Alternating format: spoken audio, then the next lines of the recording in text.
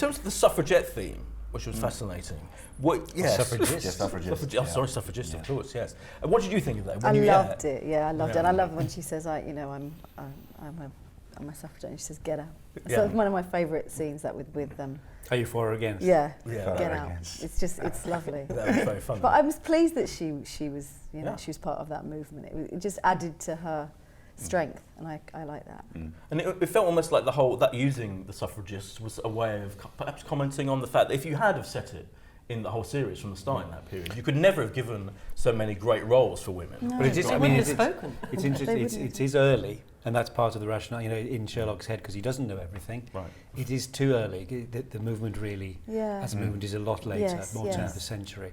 But the point is, it came out of and the joke is, none of the women really speak in Doyle. We can't do that. So what do we do? What do we do with our characters, having established them as very rounded, three-dimensional characters? Is they can't suddenly be silent unless you make a joke of it. Yeah. And then the whole point was that Mrs. Ricoletti using the methods of secret society she's heard of, kind of constructs this death cult as a way of creating the bride. That's the solution to the real crime. But it's much more about what's going on inside Sherlock's head towards the end. We were very keen to actually say, this is where the story would end if you were really solving it, but there's much more to come. So it's not about, as someone pointed out, it's not about a gang of insane feminists. No, it's really not. It's got nothing to do with No, it feminism. hasn't. She's It's a using story. the death cult. She's using the mechanics of a secret society to put the fear of God into bad people, into bad men. I think I read someone saying that, claiming that those people in the hoods were suffragists. They were not campaigning for votes for women. They were killing people. They had nothing to do with the suffragists. When Dr. Watson says, he does ask, is it the suffragists? And Mycroft scorns him. Of course it's not. Nothing to do with that. The whole point of the conical things is that it's like the Spanish Inquisition, which we didn't expect. No one does. It's not like the Ku Klux Klan, although that is the solution to the original story of the Five Orange Pips.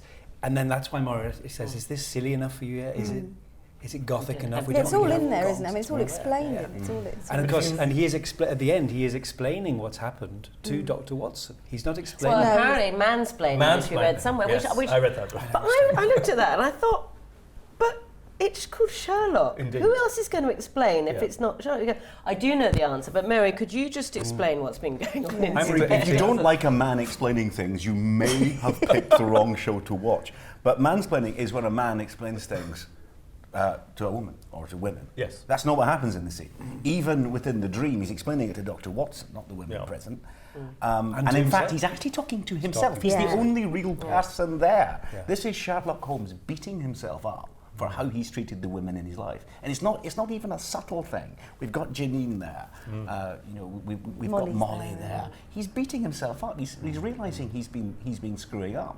Because there is a nice thing in the original stories that Sherlock Holmes is presented in the first few stories. He does sound like a misogynist, but he's definitely not by the end of the stories. He's absolutely not. I mean, to be brutally frank, if we put some of the original lines in Sherlock, that would be from Sherlock Holmes. That would definitely be, because he says it explicitly.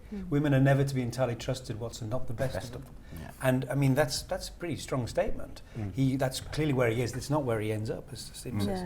It's true, obviously. Totally.